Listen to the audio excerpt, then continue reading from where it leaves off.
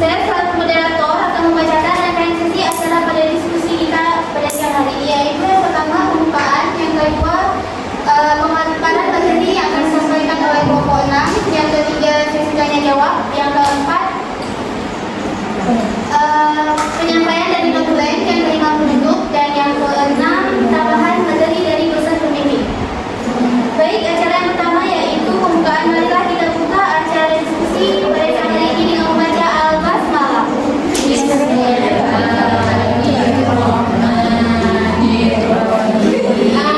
Baik, acara yang kedua yaitu pemaparan materi yang akan disampaikan oleh anggota kelompok 6. Ke tempat kami silakan.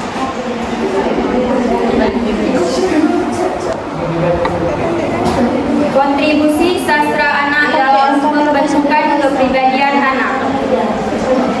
Mengenai kontribusi sastra anak diyakini memiliki kontribusi yang besar bagi sebagian manusia yang mempunyai jati diri yang jelas.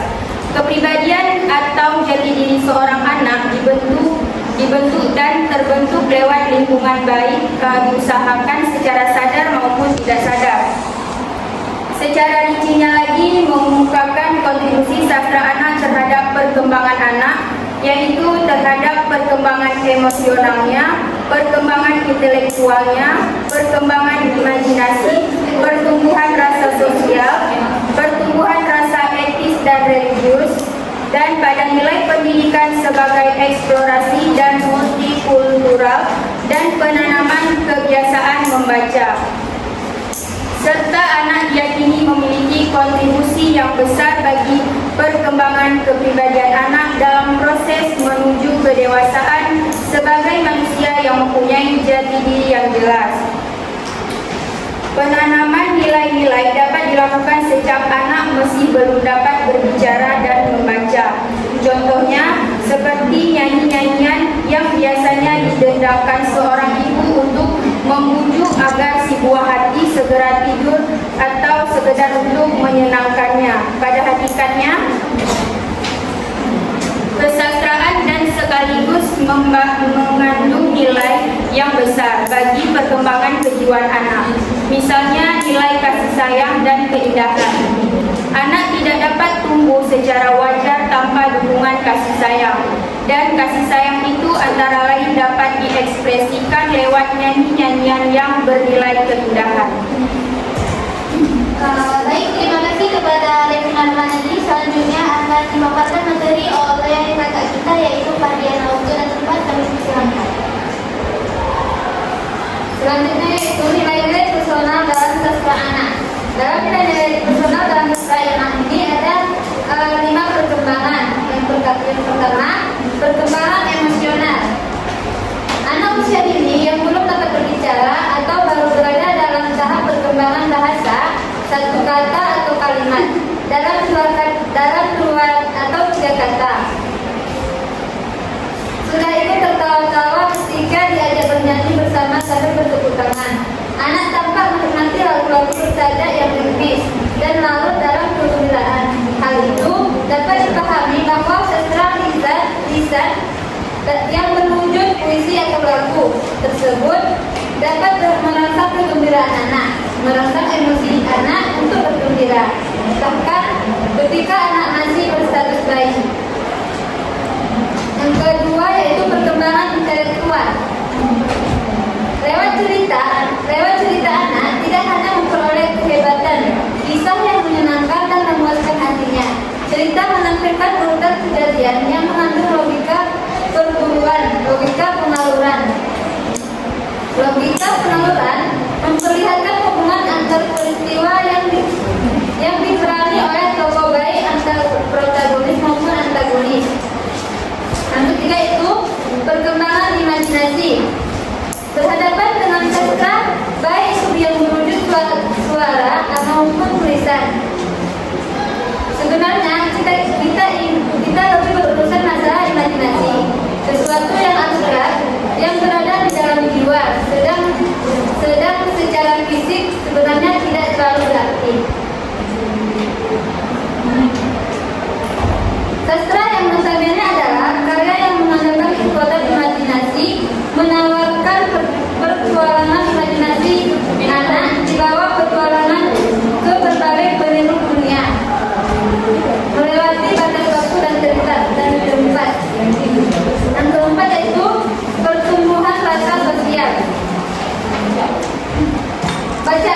kita mendemonstrasikan bagaimana tokoh berinteraksi dengan sesama dan lingkungan. Bagaimana tokoh-tokoh itu saling berinteraksi untuk bekerja sama, saling membantu, bermain bersama, melakukan aktivitas keseharian bersama, menghadapi kesulitan bersama, membantu mengatasi kesulitan orang lain dan lain-lain yang berbicara tentang kehidupan bersama dalam masyarakat. Perkembangan yang kelima yaitu adalah pertumbuhan rasa etis dan religius. Selain menunjukkan pertumbuhan dan perkembangan unsur emosional,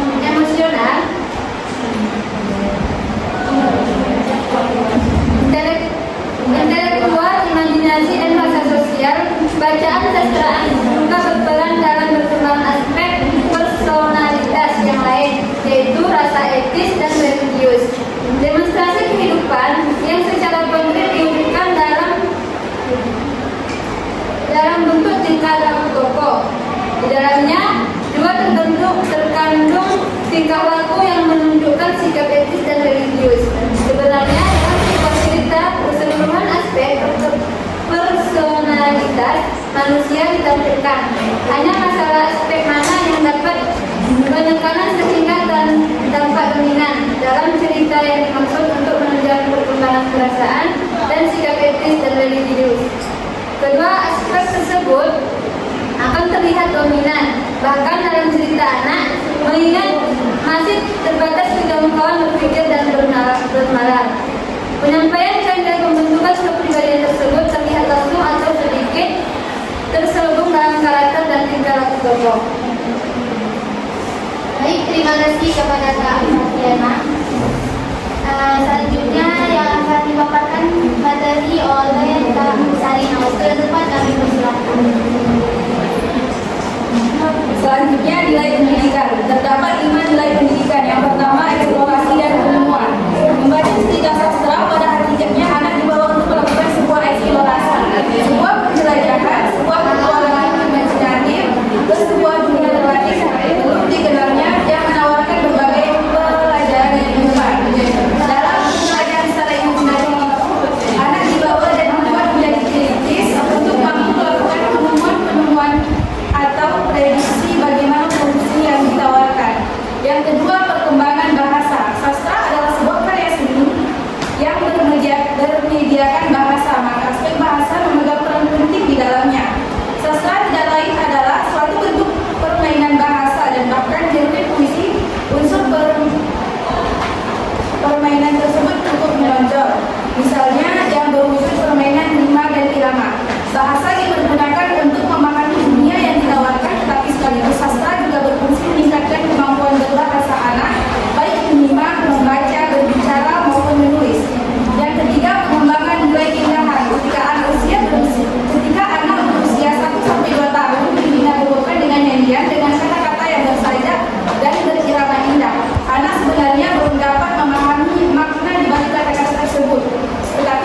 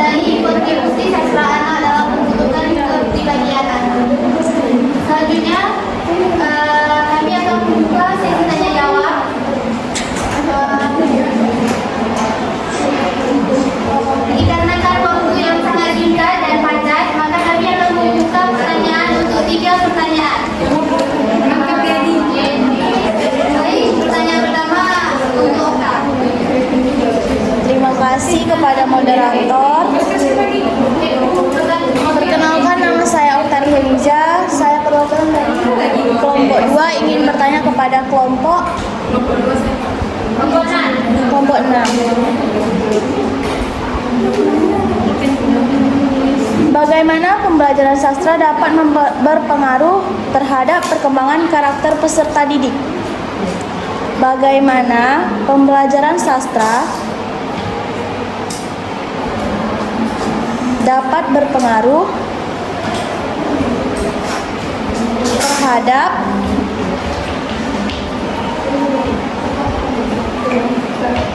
perkembangan peserta didik? Perkembangan karakter peserta didik.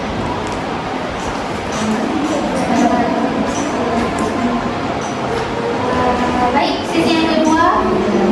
Ya, kakak boleh dulu silakan.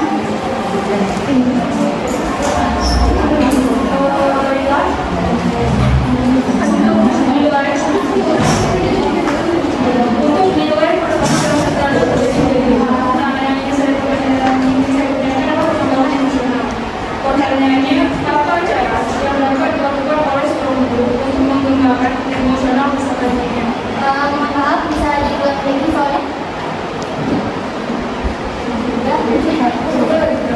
Apa cara yang dapat dilakukan oleh seorang guru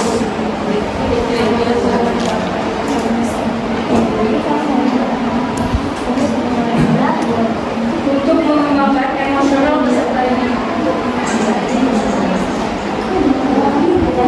Selanjutnya ya, dan sebutkan satu cerita sastra yang memuat nilai perkembangan emosional.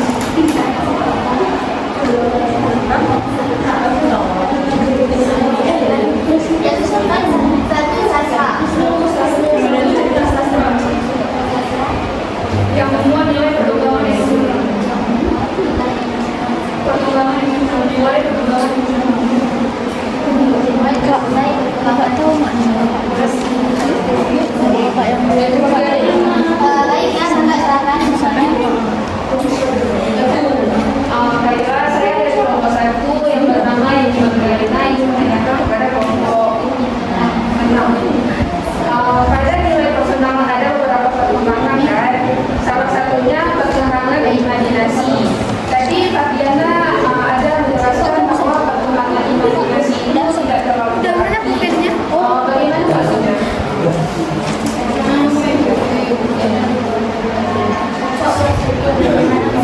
Jadi kan pada perkembangan imajinasi Fatiana menjelaskan tidak terlalu berarti.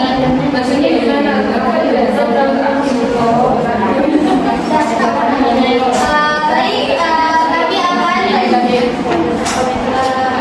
Baik, kami akan menutup closer untuk sesi pertanyaan. Selanjutnya kami meminta untuk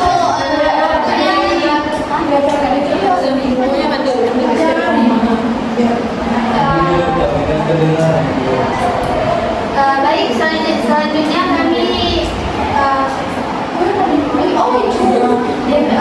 baik, selanjutnya kami sudah menutup untuk sesi pertanyaan. Selanjutnya kami meminta waktu dari rekan-rekan mahasiswa sekalian 10 menit untuk menjawab pertanyaan dari rekan-rekan. Selanjutnya kami akan menjawab pertanyaan dari pertanyaan yang akan dijawab oleh Sri Maulidia. Untuk dan tempat kami persilakan.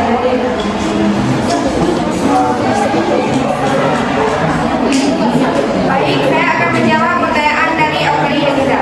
Pertanyaannya,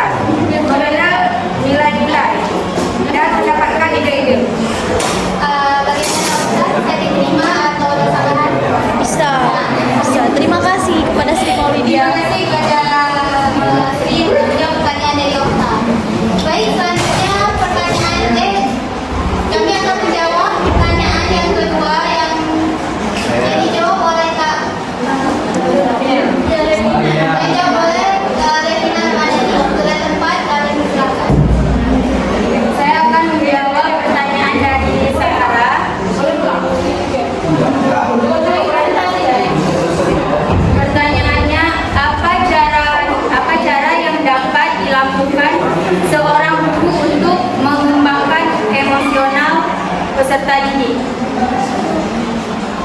Caranya yaitu dalam mengembangkan kecerdasan emosional peserta didik, guru berperan sebagai penasehat, motivator, pendidik, serta fasilitator. Nasihat diberikan pada siswa dalam mengenali dan mengelola emosi diri. Motivasi diberikan pada siswa di kelas ketika dalam keadaan sedih.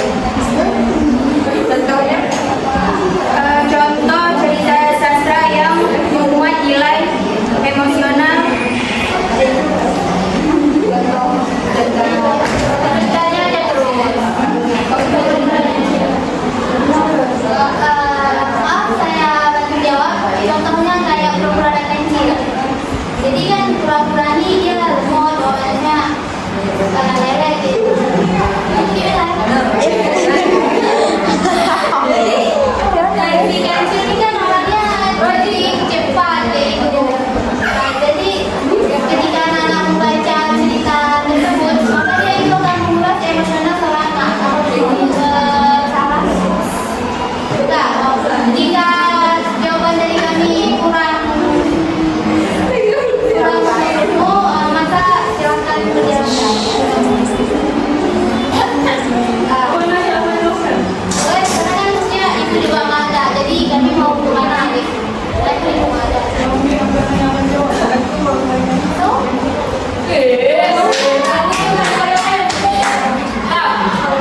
Baik, mungkin ada dari kelompok lain yang ingin menambahkan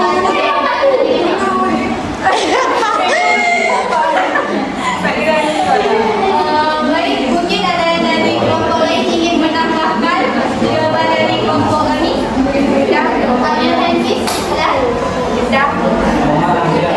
Ada, silakan Bang. Ada yang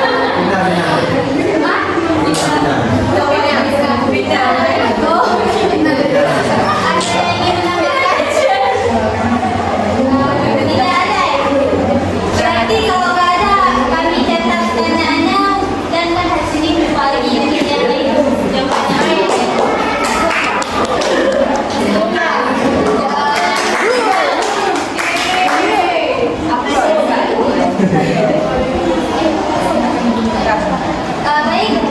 selanjutnya kami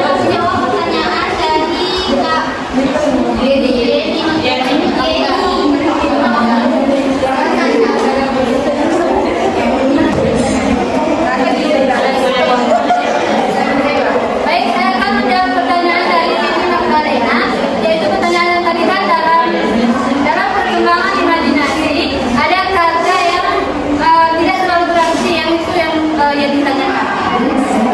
Nah, dalam perkembangan imajinasi ini, namanya kata imajinasi itu artinya khayalan. Berarti dia menyangkut dalam sesuatu yang abstrak. Berarti sesuatu yang tidak terlalu berarti itu adalah secara fisik, itu tidak terlalu berarti secara fisik dia, namun berarti secara kejiwaan dia. Nah, dari situlah kata yang tidak berarti. Misalnya seperti contohnya seperti misalnya cerita Tangkuban Perahu. Kita bercerita tentang cerita itu sang kuryang menendang perahunya itu menjadi gunung. Berarti dari situ siswanya dapat menghayal bagaimana perahu itu bisa menjadi gunung. Nah, tapi secara fisik itu tidak terlalu berarti untuk dia.